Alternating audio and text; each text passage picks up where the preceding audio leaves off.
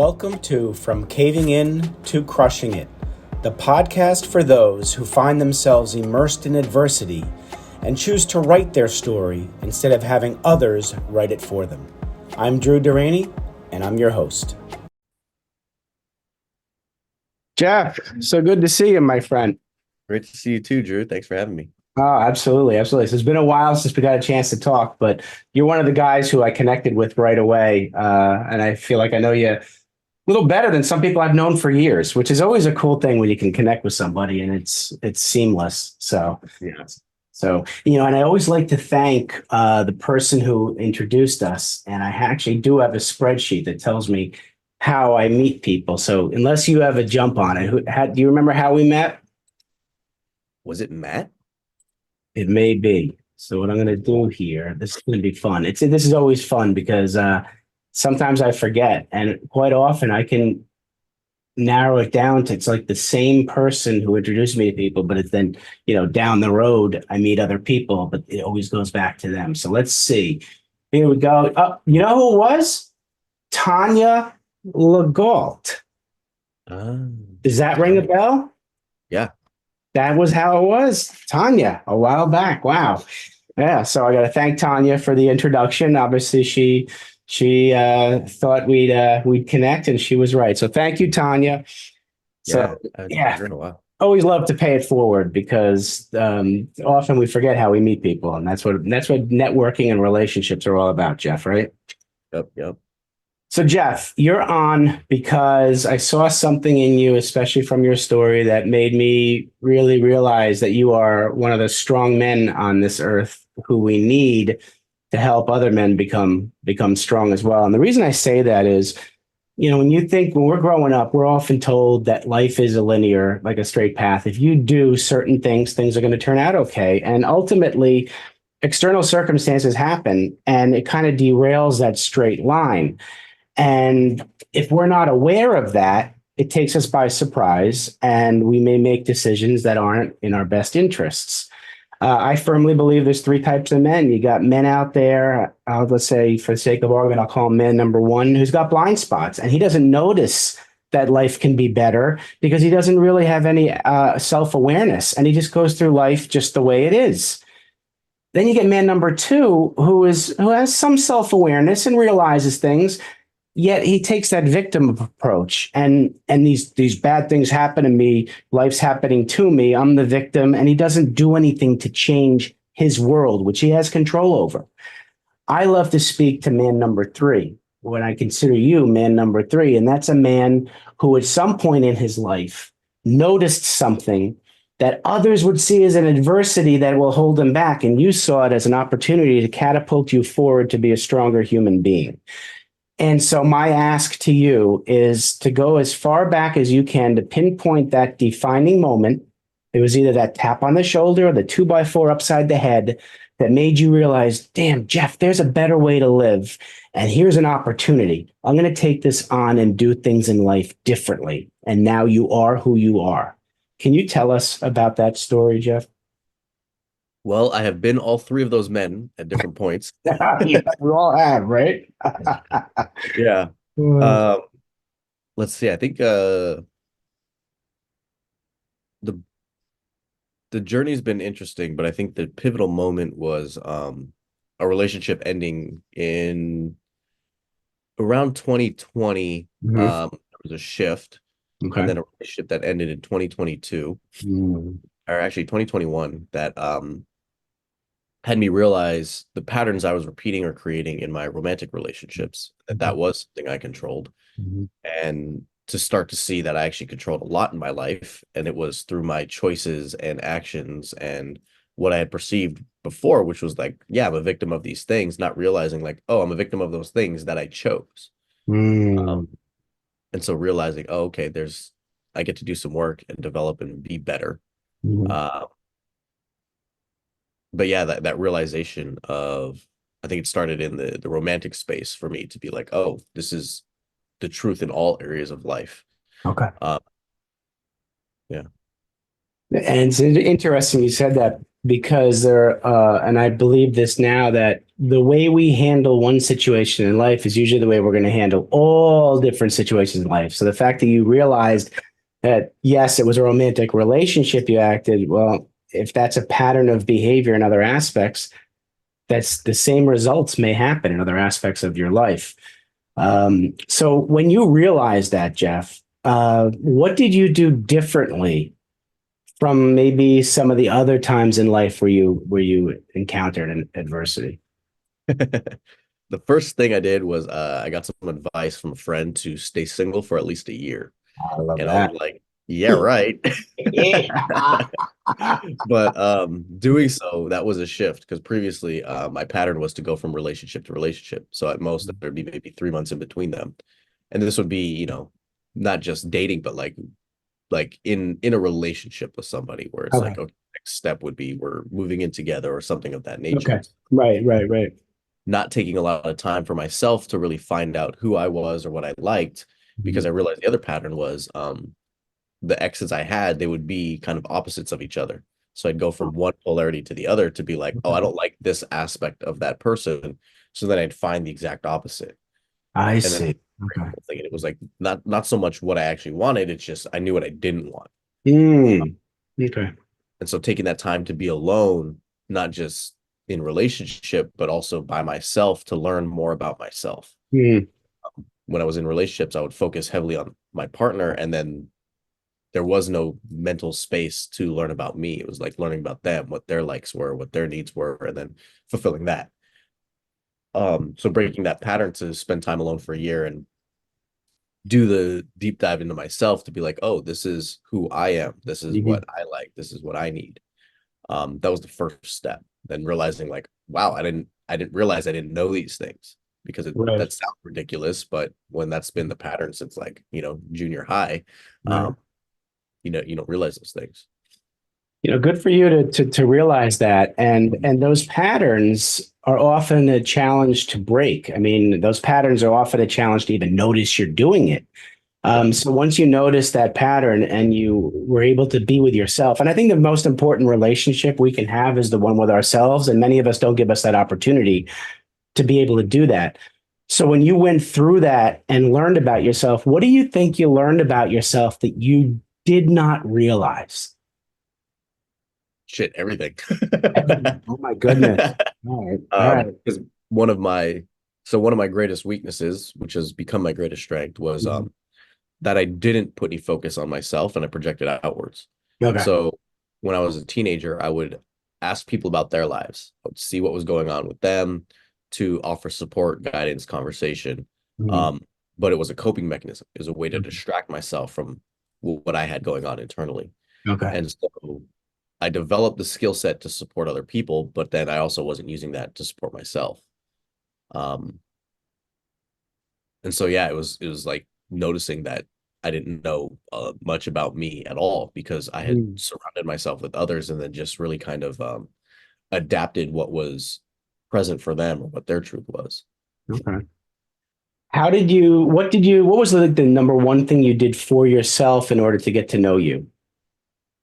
Tool, thought, I don't know, just give me something that really helped.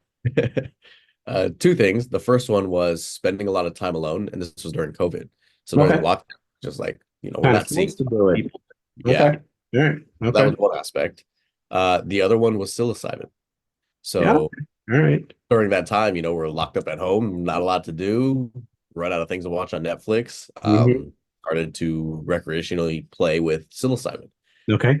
That became like started to unlock things and just have these different ways of looking at the world or viewing Mhm. things. And the way I described it back then was like different puzzles. So there's a puzzle over here, there's a puzzle Okay. over here, all Hmm. over the place with different areas of my life or just the world.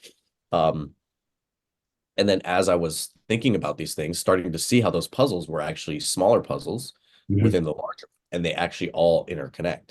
And Okay. then starting to realize and see that, like, again, how we do one thing is how we do most things. Mhm. That's also Right.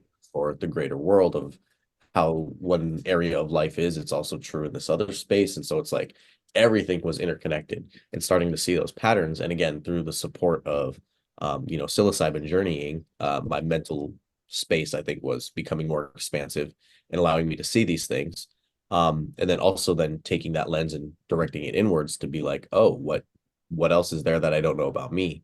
Yeah. And then realizing my past and the things I had run from created patterns in my present to be like, oh, the way that I am in this area of life is driven from this core thing that happened or this Right. memory. And not realizing or having consciousness around it, but then starting to see how the dots interconnected. Right. So after using the psilocybin, when you come back to, I guess, reality, is that there's a memory of what you went through with the psilocybin that you can actually change, or does it release it for you while that works? Let's see. So back then, I was not using it intentionally or as a medicine. It was just recreational and Yeah. irresponsible. Yeah. So Okay.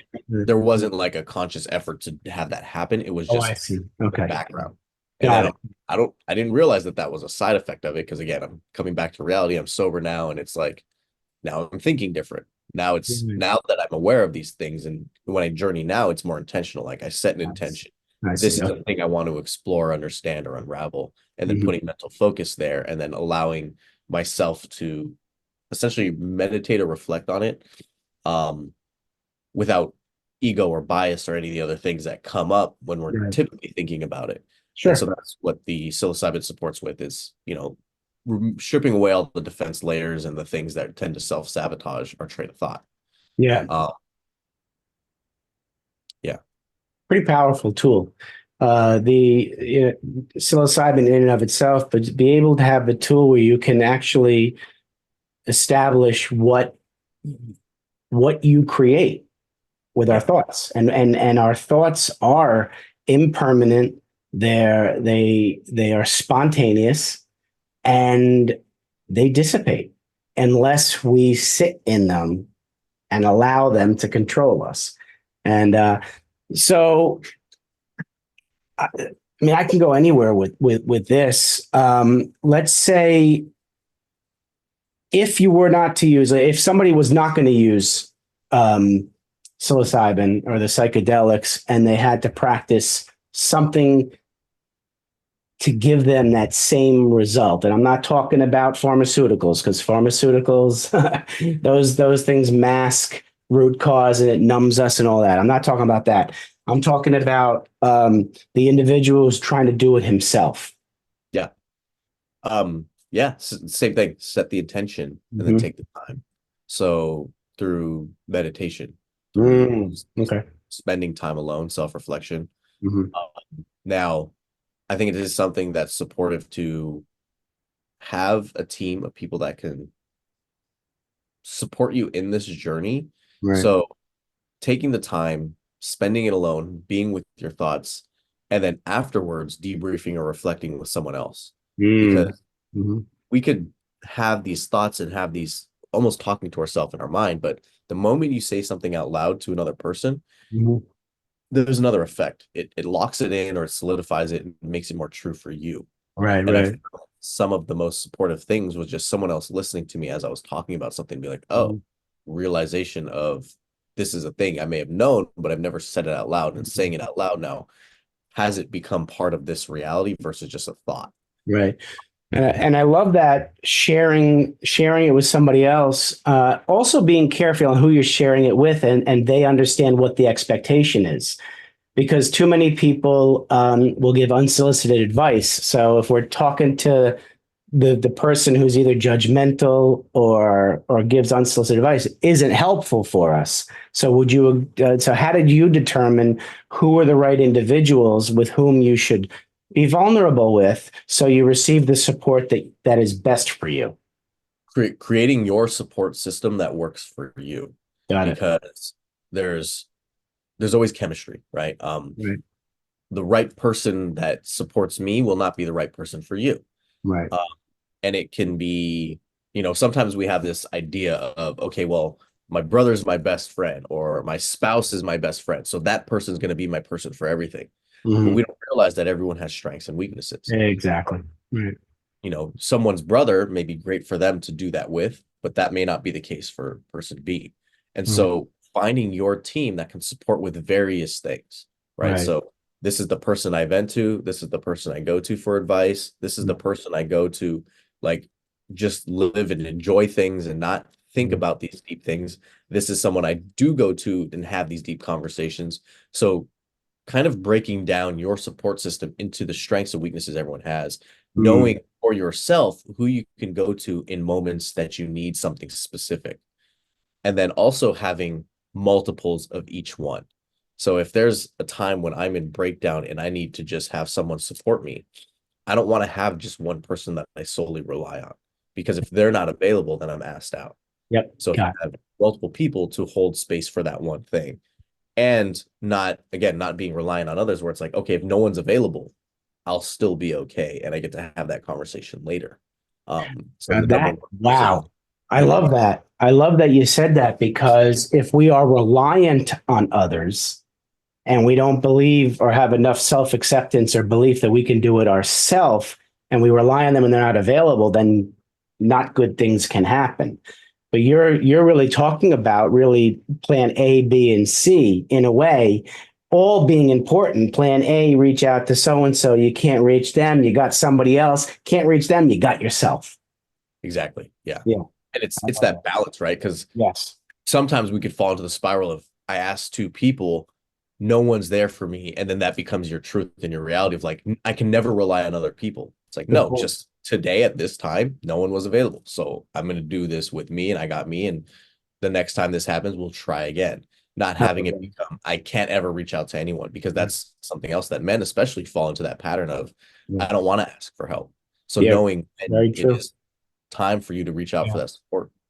I'm glad you said that, Jeff, because, I'm in this space, you're in this space of, and we'll get to what you're doing professionally, but just because we've been doing work on ourselves and we're progressing, we're always a work in progress. In the last 3 days have, I don't call it step backwards. I may have stepped sideways because something called slippage can always happen to any human being, regardless of your quote unquote expertise or how long you've been doing it. And that's why we always talk about how therapists need therapists, coaches need coaches, people need humans, other humans, and connection to be there for them. And you mentioned about with COVID and having isolation. That's the worst thing that could have happened to any human being is being told you have to be isolated.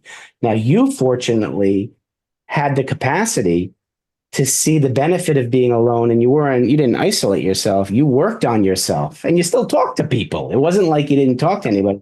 There is people who didn't know what it was like to reach inside. Hmm. And so that type of isolation was detrimental. We're working on helping those types of people who can't be with themselves. Um, Yeah.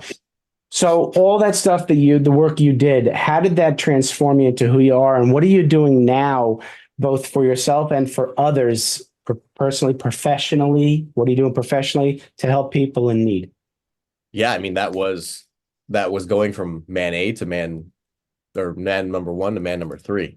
Mhm. Um, because there wasn't any awareness of that previously. Right, And it was right, just, being a victim of these things and falling into the patterns of projecting outwards or blaming others for the things that happened in my life. right. Um, and then taking that dive inwards had me realize, like, oh, I'm actually in control of all this. Yeah. And it gets to be, it's almost kind of painful, because our ego builds these layers of defense to be like, no, like, this isn't my fault, it's this other thing. But realizing, like, oh, even the people I choose to hang out with or spend time around Mhm. is a choice. Right. And that becomes part of the end result, that I'm unhappy of this area. But then that also means you have to make a choice of the people you spend time with. And Absolutely. that's, for me, every time I elevate, there's a shift in the people that are in my space. And that's always the hardest part, because it's letting go of certain relationships to make way for new ones. Mm. You Um, hit some on, I definitely want to dive into the term elevate.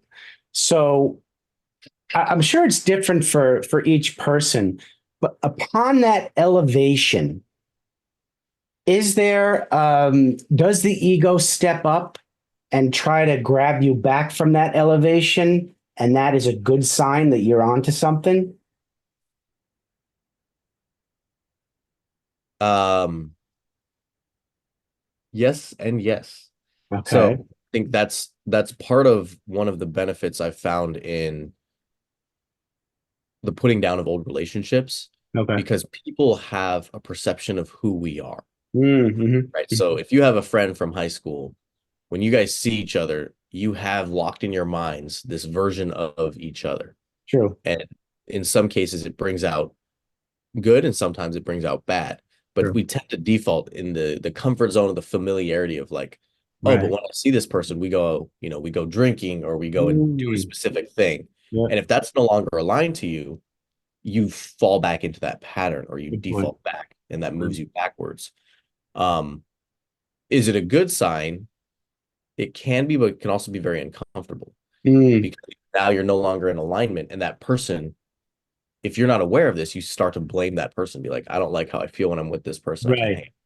Right. Versus being able to articulate, hey, when we hang out, we always do X, Y, and Z. That's no longer aligned to me. I still want to be in your space and I want you in my life, but can we do something else? Or can we shift, or begin to have these conversations, Mhm. or adapt or adjust the relationship? I love And if that. Yeah. able to do that, then you Mhm. get to grow and move forward together.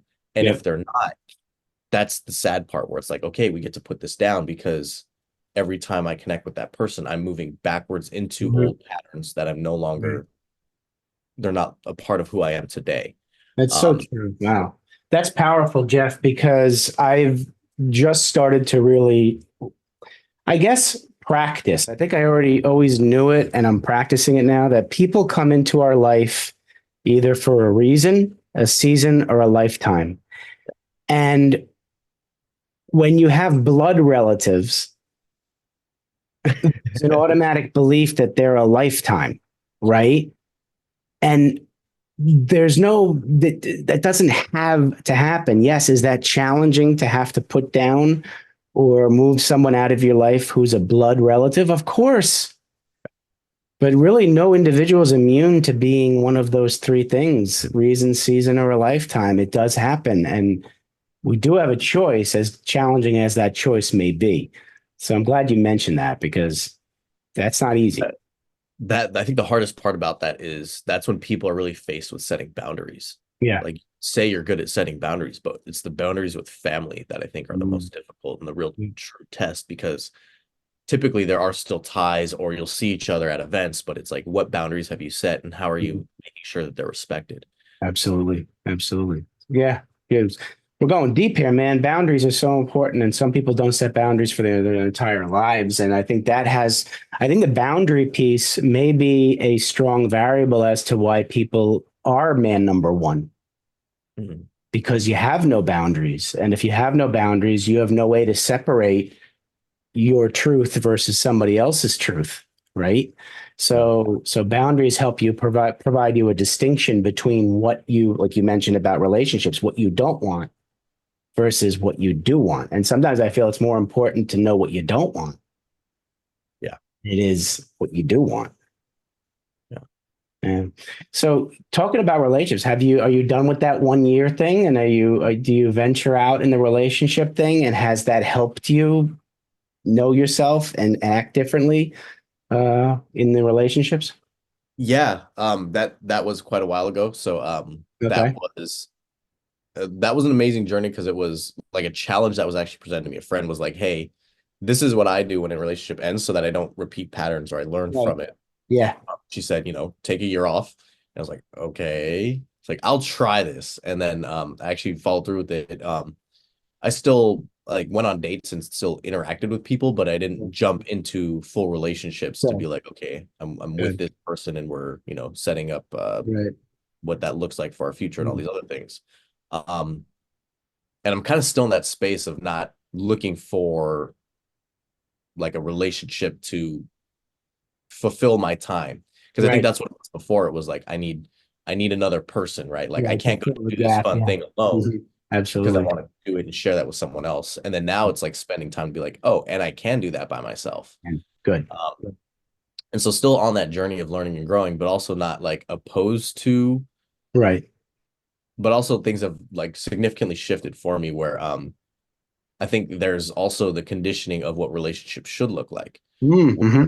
In today's society, it's like, you get married, you have kids, Right.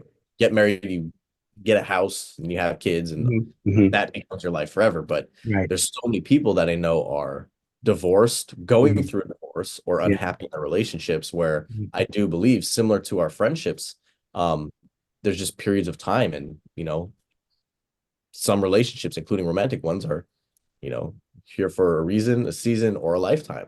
I love And that. even in that, it's I don't know if there is one person for the rest of my life. I think it Right. is more seasonal, like, hey, this is who I'm with today, and this is what I'm going to Hmm. enjoy. Yeah. If we get again tomorrow, cool. But it's also like, and in a month from now, that'll probably be different. Right. Um, so kind of operating in that space of just going with the flow and allowing things to unfold, and then along that journey, learning all different types of things that I didn't know if I hadn't had that experience with a Right. specific type of individual. Sure. Yeah. Very, very healthy outlook, Jeff. And I hope that others who are listening will take into consideration that approach that you mentioned, that we don't have to go about things the way we were told we need to, right? We have choices, and there's so many different ways we define the word relationship. We can define what we believe a healthy relationship is, Yeah. right? It's our truth. You don't have to listen to other people's truth. Jeff, thank you so much for that. So, Jeff, tell me what you're doing professionally. I mean, I know what you're doing professionally, but can you share with the audience? Yeah, so I'm a self-development sensei and a Reiki practitioner. And so I support people with taking a look at the entire picture to support them with going on that healing journey. Mm-hmm. So when people approach me for self-development initially, that's more of the mindset, right? The mental side. Right. And then I integrate and bring Reiki into it as part of the physical and the spiritual side. And then on the other half, when people approach me just for Reiki sessions, then it's typically something physical or something spiritual. And then we integrate and take a look at the root cause, which is typically something in the mind. And so Mm-hmm. combining the two to really have people do the work and have a healing that doesn't just kind of serve as like a Advil or some type of ibuprofen where it's temporary and Perfect. then it comes back later. So really finding what the root cause is and then doing the work to support them with how do you move forward and out of the space you're in that's causing whatever the issue is. Beautiful, beautiful. Love that. Love that. And it's work that's needed, and a lot of people certainly benefit from working with somebody like you, Jeff. So thank you for sharing that. Yeah. Any advice you'd give to somebody out there when it comes to them choosing somebody to work with who's in your field? Like what gives you more uniqueness that has you stand out from other coaches who do personal development? And maybe it's the Reiki. I don't know. But tell me. It's I find that it's always chemistry. Okay. So I think I know people in the past where it's like, oh, I therapy's not for me. And I Mm, think it's just they didn't find the right therapist, right? And it's right. similar Right. to romantic relationships. Yeah. It's like you Yeah. break up with somebody, it's like, oh, dating or that doesn't mean Mm, it's not for you. It's that person wasn't for you. yes. Yes. So trusting your intuition, trusting your gut, how you feel when you have a conversation with somebody to be Right. like, this person resonates with me, this person gets me. I Right. want to work with them Mhm. because there will be that chemistry and I will progress and learn much more rapidly versus somebody like what they're saying makes sense, but I don't feel great about, having conversations with them. That's Right. probably not going to be the person for you.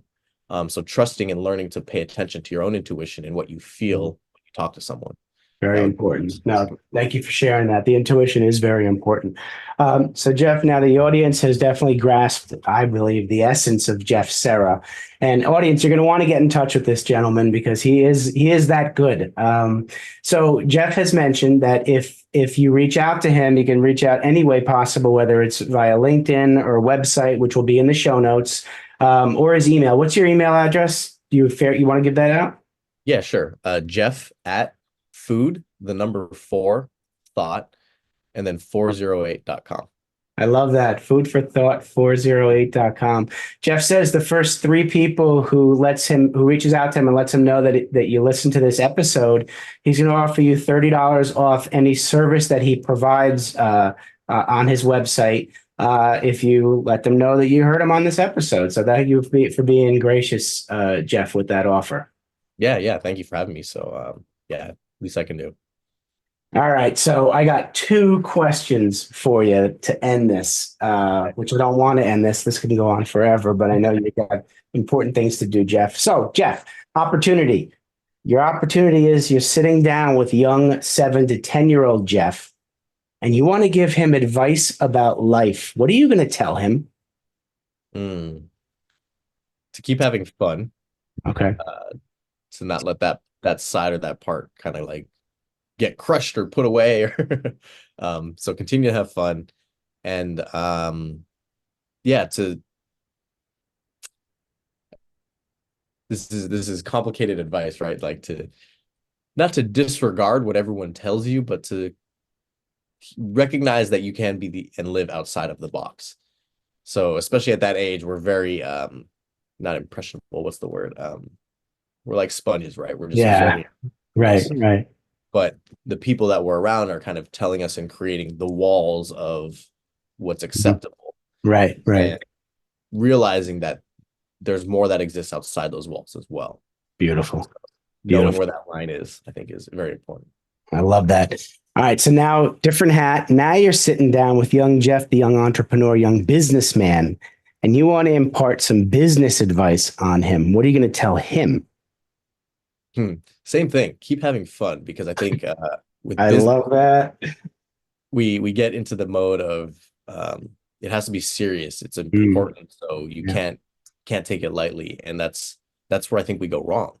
Because Right. the moment that you start to be too serious about it, you lose the passion and the fun in it, and then the motivation comes, like that leaves shortly afterwards. Mm, And so I've pursued a lot of different entrepreneurial endeavors over my lifetime, and the one that has really stuck is the one that I'm passionate about, because mm. I've learned like, oh, there's all these things that I can do, but it's like, but I don't care, right? Like I don't Yeah. want to do it. I can Yep. do it, but I Absolutely. don't Yeah. really want to do You it. want to. Yeah. So the things that have stuck with me and I continue to do are the ones that I enjoy doing. So the ones that I have fun doing. That's beautiful. So that'd be the number one thing.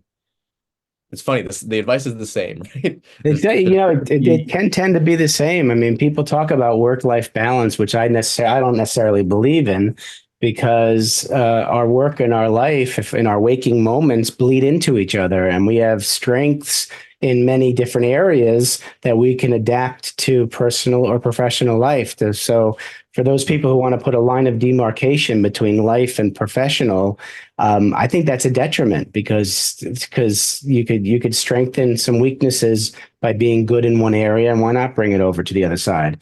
You Yep. know. So anyway, that's wonderful advice, man. I'm gonna take your advice, man. Good stuff. Good stuff. Keep So having fun. Jeff, I wanna thank you for coming into my life, number one, and keep doing what you're doing.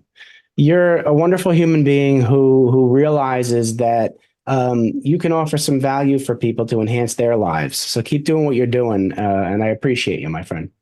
Thank you so much, Drew. Yeah, and same to you. It's been great to like watch each other grow in this Mhm. and see how things have just evolved over time. And again, the work that you're doing is very much needed. And so on behalf of all the men, thank you. It's my pleasure. It's my pleasure. All right, Jeff, take care, my friend. And everybody out there, please be good to yourselves. Take care. Thanks so much for listening. If you enjoyed the episode, please subscribe and give us a review to help others find it. I'd like you to answer this question. Are you living the life you want to live, or are you living the life others want you to live? I'd like you to think about that for a second, because I strongly suggest you live the life you want to live. If you want to learn more about what I stand for and my services and how I'm able to help many men get out of their own way, please go to my website at www.profitcompassion.com.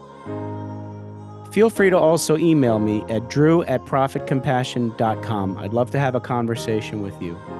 Take care of yourself and choose to write your own story instead of letting others write it for you.